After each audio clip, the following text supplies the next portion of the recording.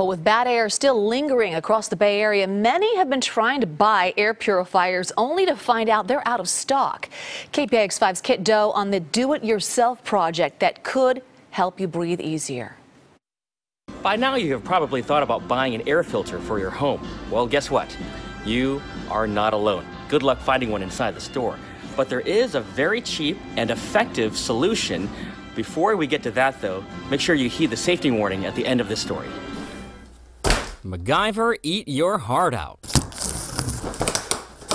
With a box fan and an air filter with a rating of FP10 or MERV 13 or higher, and of course some tape, our do-it-yourself air filter took less than a minute and cost about 25 bucks.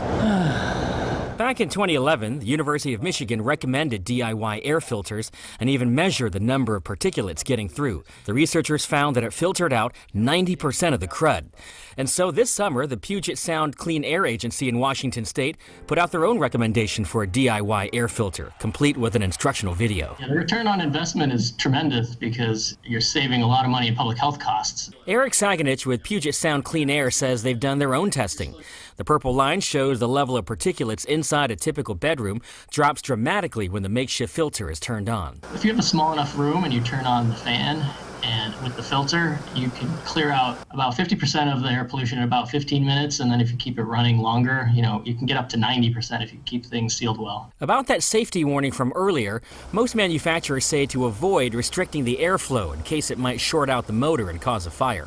But just to be on the safe side, the agency says to not let it run overnight and do not leave it unattended. We're really putting this out there to cover the 1 in a million chance, because if a million people try to implement this, maybe there is an actual fire danger that could occur. But at this point, we don't really have any evidence to say that this has happened. And a few more tips. Put the filter on the back of the fan so that it's sucking the dirty air through the filter.